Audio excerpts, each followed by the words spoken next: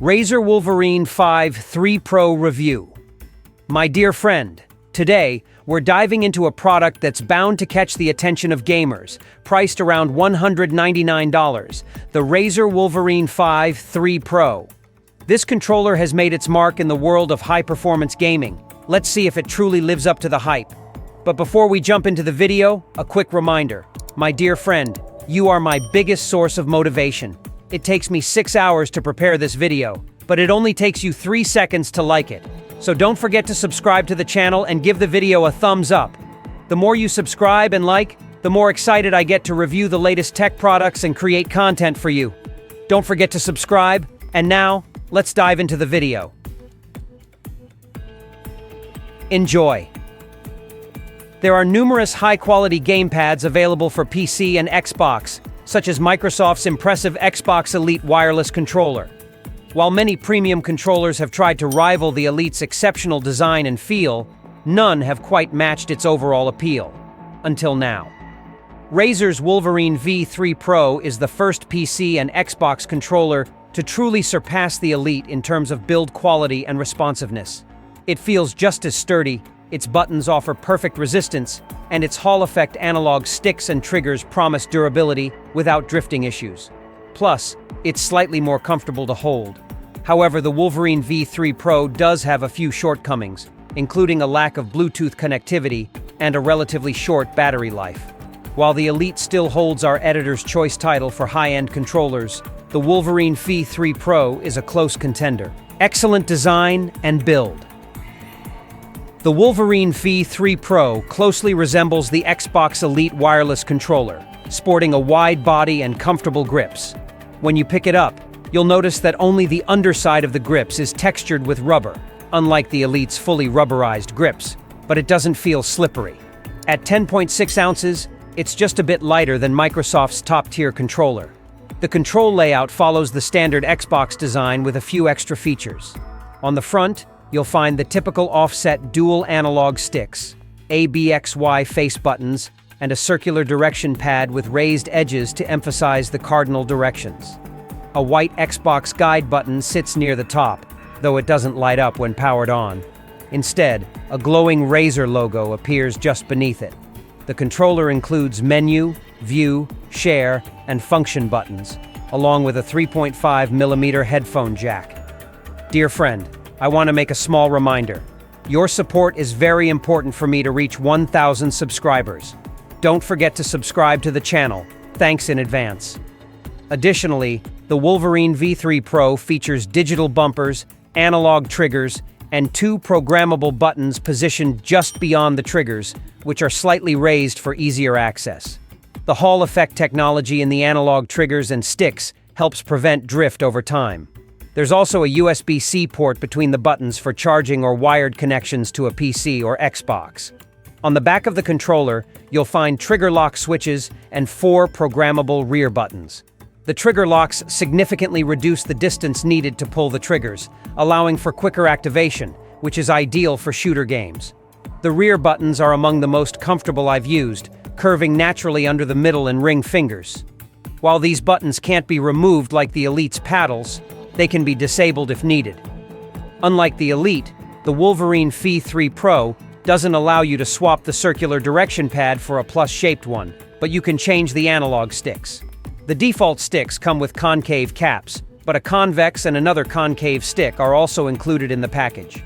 The controller comes with a 10-foot fabric-wrapped USB-A to USB-C cable, a durable hard-shell case with a zipper, and a rectangular USB-A receiver for wireless use. Dear friend, just a little reminder, your help is invaluable in helping me reach 1,000 subscribers. Don't forget to subscribe, thank you. Wireless connectivity and battery life. The Wolverine V3 Pro is built for both Windows PCs and Xbox consoles, offering wireless and wired connection options. Wireless connectivity is handled via Razer's 2.4 GHz hyperspeed technology using the included USB-A receiver, allowing a 250 Hz polling rate.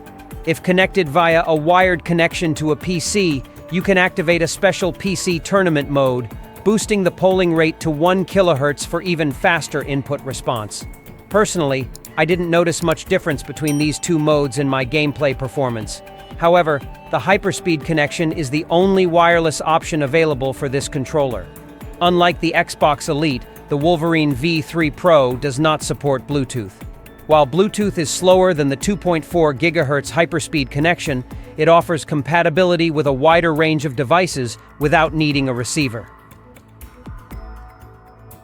Dear friend, just a quick reminder, 1,000 subscribers are very close. Your support is very important. Don't forget to subscribe to the channel. Customization of the Wolverine V3 Pro can be done through the Razer Controller Setup app for both Windows and Xbox.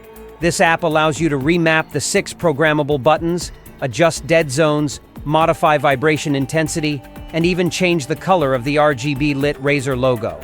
You can also assign a button to activate a mode for finer analog stick control. However, it doesn't allow you to alter sensitivity curves for the analog triggers or remap standard buttons like the face buttons, D-pad, or shoulder buttons. Only the 6 additional buttons can be programmed. Razer claims the battery life of the Wolverine V3 Pro lasts up to 20 hours on a full charge, which is about half the battery life of the Xbox Elite wireless controller. While this isn't as short as the PlayStation 5's DualSense controllers, which last between 3 to 6 hours, it's still a limitation. Additionally, unlike the Elite, the Wolverine V3 Pro doesn't include a charging cradle. Dear friend, let me give you a little reminder. Your support is very valuable for me to reach 1,000 subscribers. I would love it if you subscribe. Exceptional gameplay experience. When it comes to in-game performance, the Wolverine V3 Pro really shines. While playing Hades 2, the controller was highly responsive, allowing me to dodge and attack with precise timing and no noticeable lag. The analog sticks were accurate, and the face buttons provided a satisfying click during gameplay. For 2D platforming, the Wolverine V3 Pro also excels. The circular D-pad felt responsive and accurate, with each cardinal direction registering perfectly, making platforming in Rogue Legacy 2 seamless.